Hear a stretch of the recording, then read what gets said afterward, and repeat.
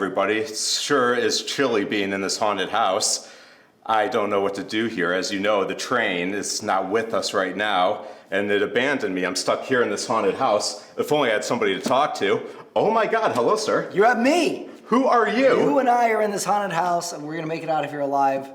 Or we might get our heads chopped off. Well, we'll find out. I've seen a lot of scary movies, and I think we're going to die. I think so too, but we're going to have fun doing it. All right. So, sir, who are you? What brings you here? Well, I'm Patrick Ramirez.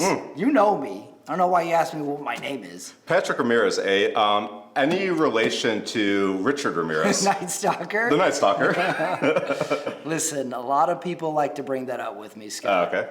Yeah, and yeah, we're cousins. No, we're not cousins. I have like the most common last name. Is it common? Ramirez is a super common last name. Because my last name is Richards, which is kind of like a John's. My name is Scott Richards, so John Smith is. That's a common name. Yeah. So Patrick Ramirez. Well, it's not like a Midwest. Where are you from? I'm from El Paso, Texas. El Paso, Texas. Yeah. Were you close West to the Texas. border? Yeah, it's a border town, Scott. So it borders Mexico and Mexico. Mexico and Mexico. Yeah, it's one of those. How's the food there? It's got to be. It better be good. We have great food there. Oh, okay, good. Yeah, it's a nice blend because you are New Mexico, Texas, and Mexico.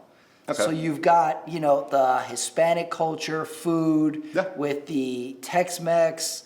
Yeah, it's not like Austin Tex-Mex. It's not California Mexican food. It's its own thing. It's good. You've never been. I've never been, but I feel Austin, Texas, Tex-Mex would be bastardized version of all. Because it's a transplant town. It's kind of like Los Angeles. Yeah, true. No, they got excellent food there. You're not going to be dissatisfied. You've never been, so you got to go. We got to go. Will you take me across the border? I don't think anybody goes across anymore. Oh, but what's the bridge for? Well, you can physically cross, Scott, but I don't think you would. I think it's like a safety thing. I don't think anybody crosses over for like fun anymore. When I was in high school, you did because the drinking age was lower. Yeah, that's why I want to go. So you went over. You're not of age, Scott? I'm 12. Look at you over here. I'll sneak you over. I've aged terribly. Yeah, you're like Benjamin Button disease, Scott. You're turning into a creepier man. But yeah, you would go, like, as a teenager, you would go over. Okay. You could party, and then you could walk back. So it was like a fun thing to do. But I think since the 2000s, nobody does that anymore. Because you're a little bit of dangerous. Yeah, because that's Juarez, I believe. Yep. Yeah, Juarez is the town. I've seen that on the television. They have the cartels. Right. Yeah. It's a little dangerous. That's our camera time is Juarez. But Pat, be careful. I'll be all right. I mean, after all, we'll see what. I'll be all right. I gotta make out of this haunted house first. I like your confidence. So you're a stand-up comedian, I believe. Yeah, I sure am. We have shared the stage a few times. We have, yes. Yeah. Over in Flappers Comedy in Burbank, California. Flappers, yep. We went to that. Speaking of haunted houses, you had a show. Zombie shows, yeah. That's right. Yeah, at the haunted sex dungeon of a room you used to run. I only take you to weird places. Yeah. Well, the weird thing is all like the crazy shows I've been on, there's like, show at a bar, a comic book store, a library, all these weird. The sex dungeon show you had was actually a pretty good show. It was great. We had a huge crowd. You would have people actually would come watch the show. And then, like, it was set up to actually have a show. Like, people were in, like, little seats that weren't just folding chairs. Yeah. And the stage was such that, like, all the eyes are on the performer. So, like, you go in, you're like, where am I? In this strip mall that is, like, a dungeon. And then you end up having, a nice, fun show. And then the weirdest part of the show is the guy who ran it, this weird-looking guy. Oh, he's great. Would make you sign a waiver. Yeah, because they're not allowed to do photography in because they do... So the place we're talking about, folks, is Zombie Joe's Underground in North Hollywood, and they do extreme immersive theater shows, and they were kind enough for me to put on a stand-up show there. I brought Richard Ramirez, that was my Patrick. I know a serial killer. You're like, great, you can do 5 minutes. Yeah, I brought Patrick on, and we all just signed waivers because they do shows where there's a lot of nudity and graphic violence. Right, but not on this show. No, I mean... Not in the comedy show. We had the option to do that, though. Oh, we didn't tell me that. Yeah, we could have had some nudity. It was a weird place. It was a weird place. And you were putting a show on there. And you would just be like, I'd be like, hey, Scott, thanks for having me on the show. This was a fun place. pretty unique place. And then you would go, yeah, I go there all the time. I do. I'm like, what? What goes on here? And at some point, I don't know when to end my conversation with you. It's like, what is Scott going to tell me goes on at these places? You just keep digging deeper. Yeah, I get a little scared. And then you had another show. I was like, oh, I'll do it again. I just kept going back. You did. Yeah. And now you're here. Yeah, now we're here. So I guess it all makes sense. But Patrick, Yeah, how long have you been doing stand-up comedy? Probably about 10 years now. 10 years. And you were saying you've done them in like comic book stores, Yeah. like what, laundromats or whatever else. And Yeah. There was a grocery store in there somewhere. Yeah. When I first moved here. A grocery store, really? Yeah, a friend of mine said, like, you should go to this mic. It's in a grocery store. Yeah, and they had one in a grocery store, and people were shopping Oh, while weird. you did it. It was a terrible open mic, terrible show. Yeah. I remember it was, this is like the first week I moved here. I knew one person. Mm-hmm. So I asked him, like, hey, where do you go for these open mics? And he's like, come to this one.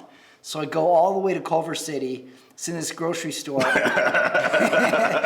And it's comedy and music. So they had 2 lists, and they go, all right, sign up. Here's music, here's comedy. And Is the music just like the Ralph's playlist? yeah, it's a guy with an accordion who's also selling sandwiches.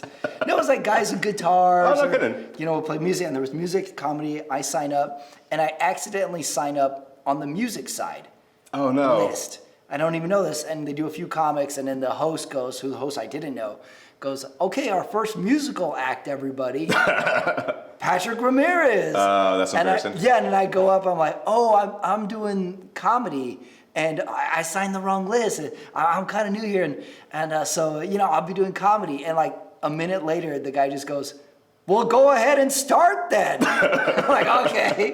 And then I finished, I just ran away. I just got the hell out of there. Oh, this grocery store's chaos. Yeah, because people were still shopping in the aisles. We were like in a little corner. Yeah. And they were just shopping around. And I was like, is this what LA's like? Is this going to be my life now? It kind of is. I mean, it's, open mics. What I love about Los Angeles is open mics could be anywhere. I've done them in like, friends' garages. I've done them in the backyards. yeah. And it's almost like people want to have them in weird places.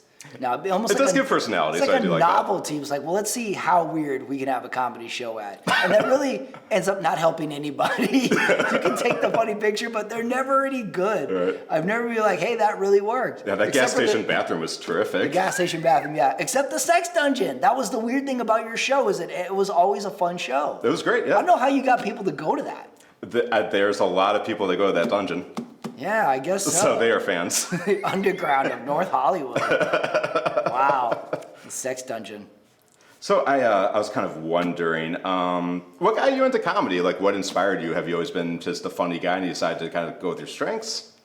It's funny how you call them strengths. Your self-deprecations, is that what you should call it? Yeah, well, I started comedy late. I was like Yeah. 30 when I decided to start comedy. That was kind of what I did too. Yeah. Well, yeah, I never knew how you did comedy, Yeah. to be honest. Like, I thought when Chris Rock did a comedy special, I thought just cameras showed up to a Chris Rock show and they happened to record it. Like, I get your logic with that. Yeah, I didn't know how anybody did it. So I would listen to these comedy podcasts that I liked, and they would say, like, how'd you start out? And someone would say, oh, I went to an open mic, and then I went to another one, and then a friend of mine told me to go to this one. I was like, that's how you start? And then they would say, like, were you good at first? And I'm like, no, not at all. I had to work at it. I was like, I didn't know they weren't good at first. Yeah. I didn't know that. So that kind of intrigued me. It's like, well, maybe I'll go to an open mic. And like, to be honest, like, I thought it would be like a phase. I was like, I just want to go and do it a few times. Yeah. And then I'll probably be done with it. So I went the first time I just went to go watch. I'll just watch this and then see what I think. And then the next week I signed up. And then I was like, okay, that was fun. I'll sign up for next week. That was fun. And I just kind of never stopped going. That's good because a lot of, like, everybody, like what you said, everybody you think is going to be perfect when they first start. And then that's why people don't go up there. And that's why people don't return. Unlike you went back every week. Yeah, I went Because back. it took me a few bombs before I had the strength to, it took me a couple months to go return. Yeah, just to get like enough energy or confidence to be like, I want to go up. Like, to be energetic enough to like, I want to go up. You always get a little nervous right when you're about to go up. Oh, but it's like the fun, like going up the roller coaster. That's what I like about it. Definitely, yeah. I think the first couple times I did it, I was like, when they were like, all right, this next guy, I was like, I could run away right now. I'll just run away right now, and I could avoid getting on stage. I've been there. Like, you have that little thought in your head. It's like, well, no, I'm here. I got to go up. And then sometimes you're speaking, and you're like, I have no control over the words I'm saying. They're just coming out of my mouth, and you're just in like this survival mode to like do this set. It's such an out of body experience, like that first year or so. Yeah. Of doing it. And you sort of get your feet. It becomes difficult in a whole new way. But that first year or so I was going up, I was like, it's so nerve-wracking. And stand-up comedy is the weirdest thing because you have the thought in your head, you write it down, it's your thought, you perform it, and then the second you get off stage, you go, how'd I do? You have no idea how you did. It's the weirdest form of art because you just don't know. You need this sort of validation or this critique, like, did that go good? I don't know if it went good. And every room is different. The words. It's like sometimes like the audience is just tired. They had a long day, so so they think it's funny, but no one's really verbally expressing it. Yeah, you think you did bad, and then say you recorded yourself, it's like, oh no, I did okay. Yeah. Or sometimes you think you did great, and you're like, I don't think anybody laughed. Why did I think I did so good? It's like, I'm like crying running. It's strange. It's very strange, the feeling you get from just kind of public speaking. Yeah. Of it all. But yeah, I always liked comedy. Because what's that famous line, like the scariest thing to death is like public speaking, something like that. Yeah, it's like, death is like second to public speaking. Yeah. But it's kind of odd. I never was that fearful of public speaking. No, like if I have a gun to my head, I mean, if we have to get out of this haunted house somehow, we ever got make public it out speak. of here. Yeah, but like I always, like as a kid, I always appreciated humor. Like my uncles and my dad were always cracking jokes. Good. So I just sort of like thought humor equaled, number one, intelligence. Like I thought it was like, if you made a joke, that was smart. Oh, absolutely, yeah. Of you, and just like I always liked it. So I feel like I had a sense of humor, but I was not a very talkative kid. Like I was very shy.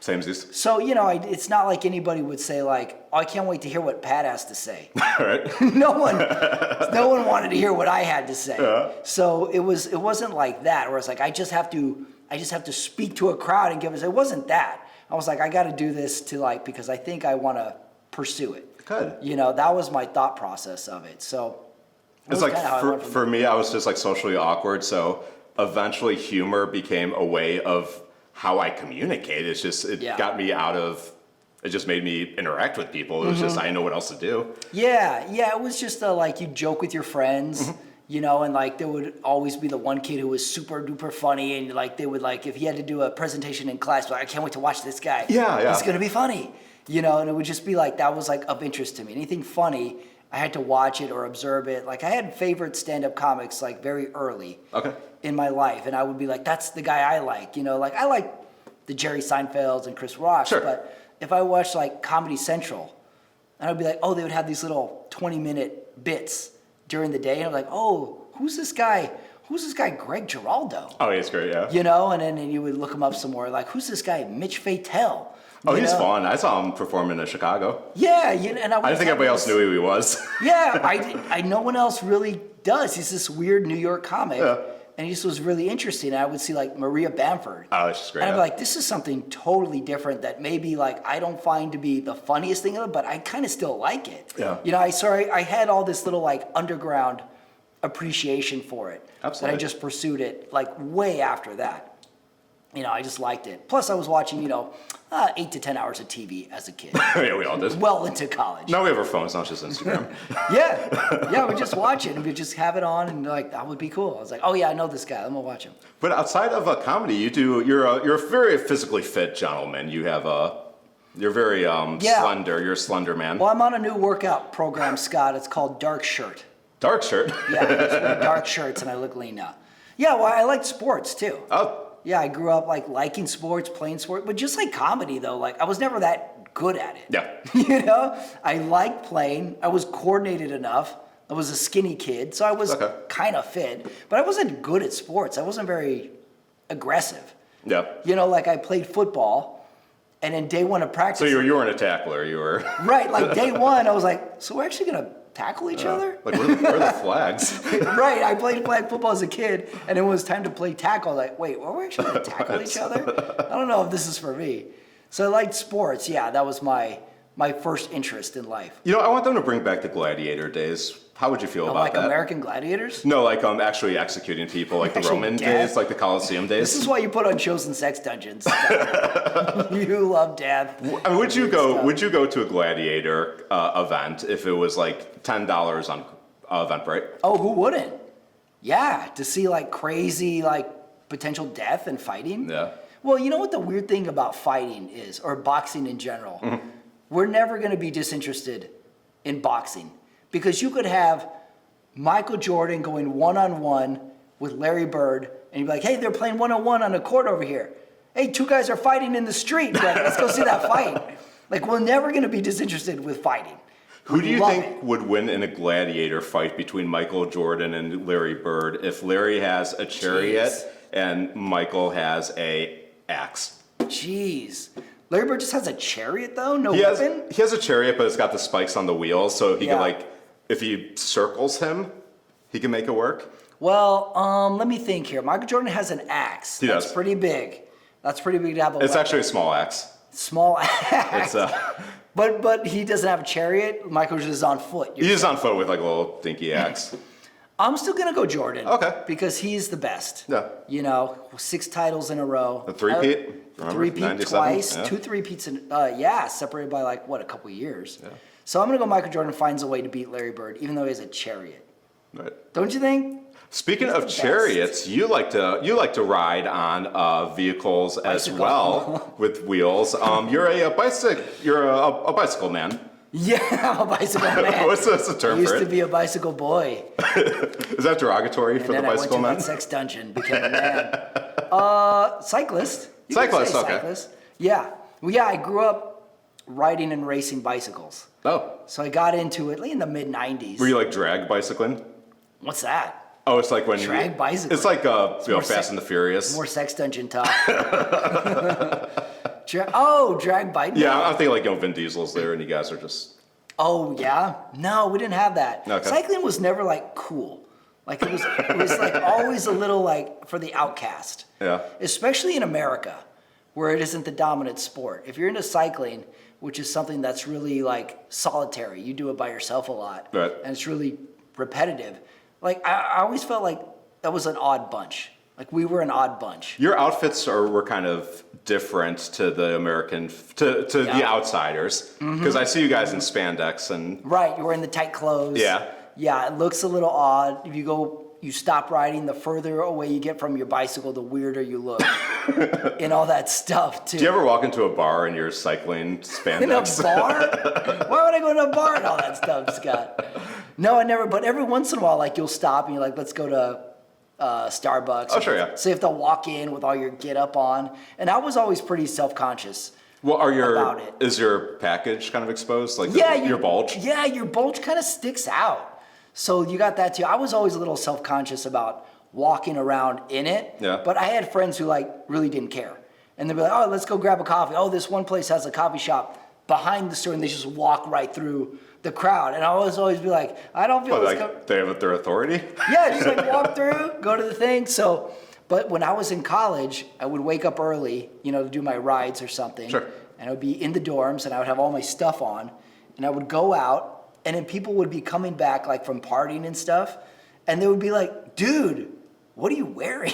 And I would get the business from them. So cycling in general like is a sport for outcasts. Okay. It's a little bit non like of the normal mainstream. So that's how I always felt about it. No one in my family did it. Yep. Like my family went to like a handful of races ever to watch me. So I just think it was always something like underground, which was kind of cool. You make these friends Yeah. that are also in it. And when you discover someone else likes your activity, then you're like, oh, do you like this? Have you ever seen this? Okay. Do you do? It's kind of like, remember when you discovered someone who liked your kind of music? Yeah. Be like, oh, dude, have you heard this album? Have you heard that? And you just like bond over it. Nice. That's kind of how it was for me. And then I worked in a bicycle store in college, Oh, cool. all the way after college. When I first moved to Salt Lake City, I got a job in a bike store. Oh, it's in Utah. Yep. You're right, Scott. We'll get the research department on that. Thank you. Check. Yeah, so that's where it grew. So I always do it for exercise and fitness and stuff. Oh. You're a very interesting guy, Patrick, and Yes, I want to get inside your head a little bit more. I want to go into your psychology. Really? So we're going to play a little game here.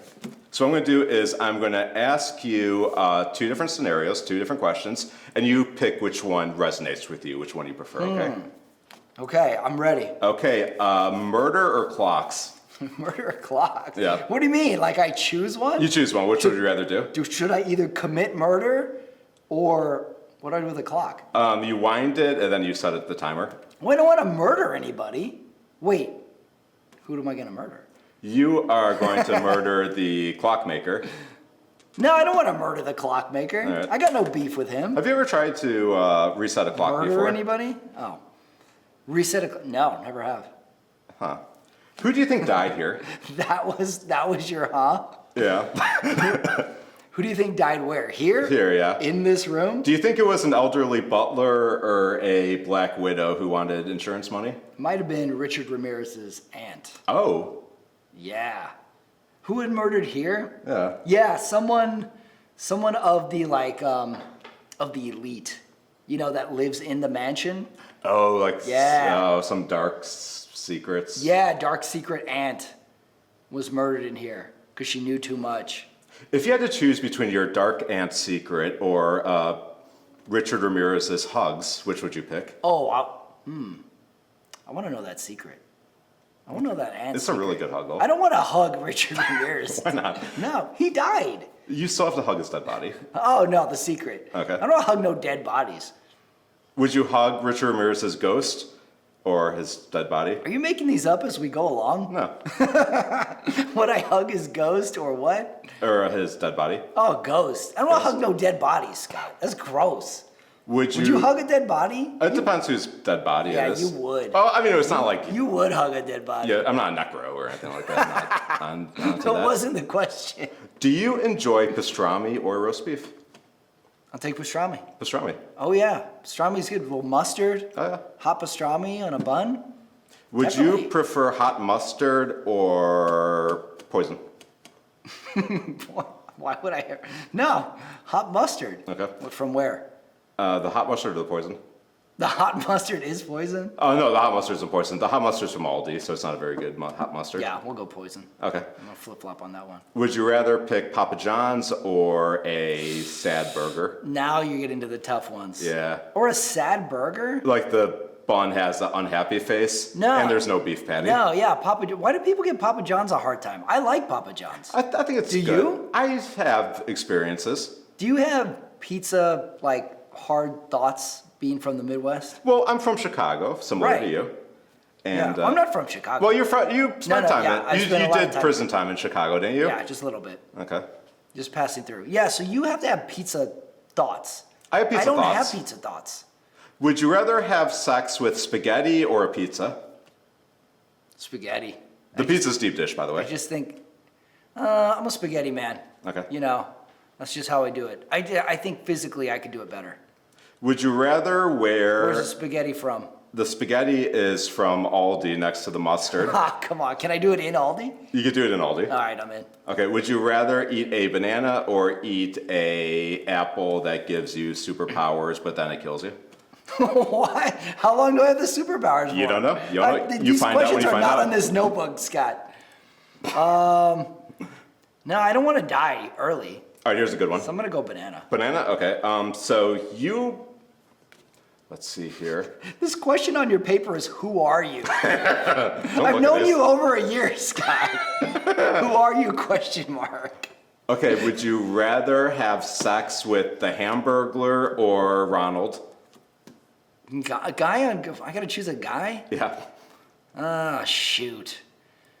Ronald scares me a little bit. Does he? Nah, yeah, I feel like I couldn't make it through that. So I'm gonna have to go hamburger, but I'm not happy. But here's the catch with the Hamburglar. Grimace is watching. Oh, wait, I thought you were gonna say something worse. No, this is Grimace watching. Yeah, you just upped it for me. Yeah, I did it. Oh, wow. You made it better. I didn't know that was your bread and butter. That's great. Grimace was like just like leaning over. Like, yeah. Patrick, you have an hour left to live. What do you do? Jesus. An hour left to live. Hour left to live. Jeez. That's rough. I'm not going to throw in any curveballs here. You have an hour. Just an hour. Okay. Just an hour. Shoot. Well, I probably should call my parents Okay. and tell them I got an hour. Yeah. So, so I won't be home for Christmas. It's just in those words. So no, I only got an hour. I'll text them. So no Christmas. That's like the shittiest thing you could do is text somebody, yeah, I have an hour left to live. Yeah. You know what? I might go to the Rolodex of like the last. Let's go. You have a Rolodex, what is it, 20s? Rolodex. I keep a Rolodex, Scott Richardson. Okay, that's very good. Keep a Rolodex. Yes. And I might go through the last 3 failed women that dumped me. Yeah. I'm like, I got an hour. How about this? Oh, so you're going to try to get with them Yeah. in an hour? Yeah, I got an hour. Okay. But What if they live like... they're not going to say yes. I don't know. If they have an hour, you could get some pity sex. Maybe. What if they live an hour away, though? And Oh, because shoot. this is during rush hour. Yeah. It's Los Angeles. Right. Need a separate Rolodex. Yeah. People in a 7-mile radius. Yeah, that's true. With an hour, I would have to go like live it up somewhere. How about this? I just go ride my bike till the hour's over, and then just. It's just cool. You know when you're like you're. I kind of like that, though. That's kind of beautiful. You just like go up to the sunset or whatever and just watch. Keep going till you're out. Like, you know, when your phone's out of battery and you're like, just let it die. Yeah. And you just like talk until the phone dies. Like, oh, phone's dead. That's it. There's something like kind of romantic. I kind of like what you said with that. Yeah. That's interesting. That's good. Yeah. I'm just going to go ride. And then when the time's up, I just fall over. Yeah. What does it matter? I won't feel like the pain of falling down. Yeah, but you might but you know you're going to fall like a Looney Tunes character where it's just going to be like, brrr, and Yeah. like you're going to. And I'd be in the road, like someone would have to come pick me up. I'd feel bad about that. Yeah. You know? There's nothing I can do. I'm dead. Here's another question for you. So if somebody were to find your dead body, would you rather they turned you into venison or would you rather they turned you into beef patties? God, these are hard hitting, Scott. Well, you know, the hard part is if I'm dead, I will have no real thought on it. Yeah, but you If I'm kind of, dead. you prefer one or the other when you're living. Yeah, I guess I might, but what consequence is it to me if I'm dead? So ground beef or venison? Yeah. I feel ground beef is more practical. No. I feel like I could serve the community better if I'm ground beef. Not a lot of people Can like make venison. some patties out of me. Yeah. You can do a lot more with it. Put me in that spaghetti that I fucked earlier. Yes, you can. Yeah, it's a Pat special. All right, I got another one for you. Okay, so there's Oh, a there's boat. more. There's more. There's a boat. There's All a right, boat. there's a boat. And you see somebody doing something malicious to the boat. Malicious to the boat. They have like a drill. They're making a hole into the boat, so you know this boat's going to sink. But you're not going to be on the boat. It's not your problem. Do you just keep walking, or do you say something? Yeah, I would say something. Okay. What do you mean? You sound disappointed. You wouldn't say anything?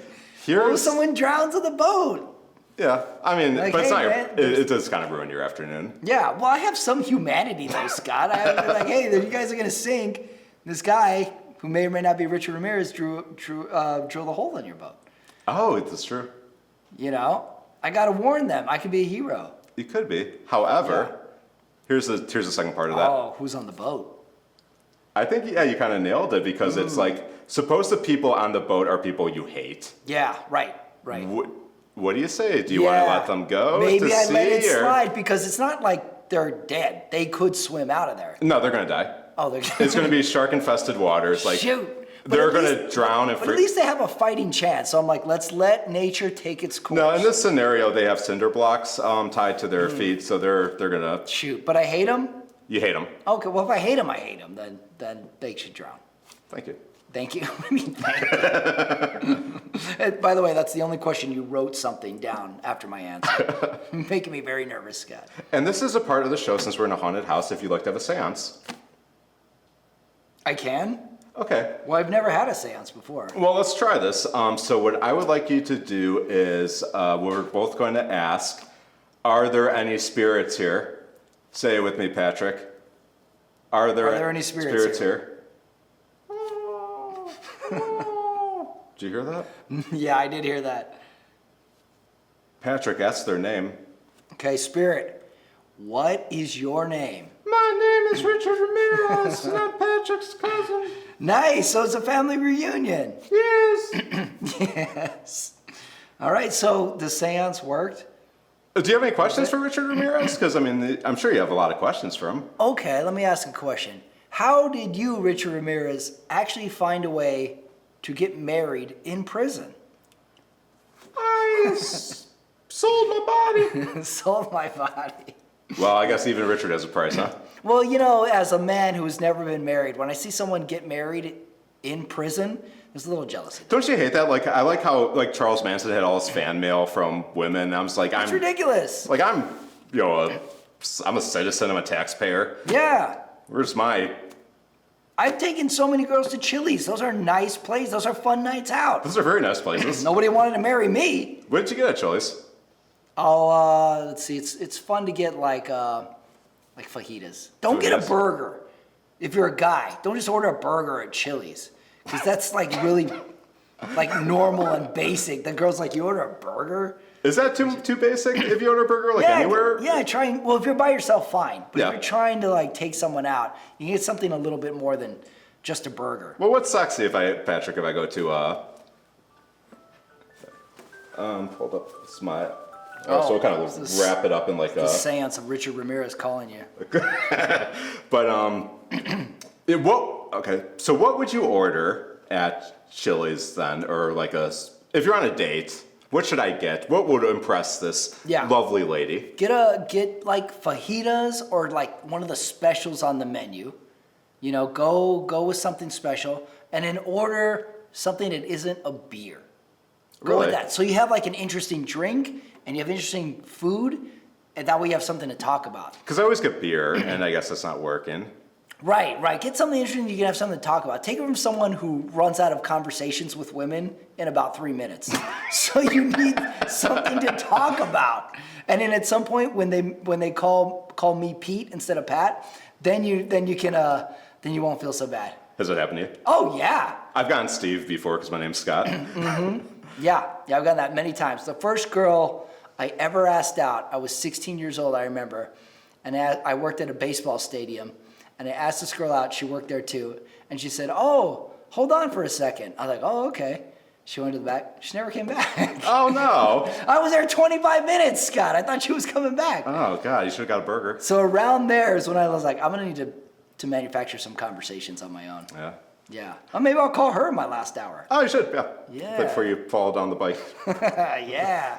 Well, Patrick, it's been a pleasure speaking with you. Thank you for coming to my haunted house. We will not get out alive, but hey, we'll be back next time. Well, thank you, Scott. When do we start the interview? Oh, no. Everybody, thank you so much for watching Spooky Time with Patrick and Scott here at Richard Ramirez's home. I loved it. Thank you.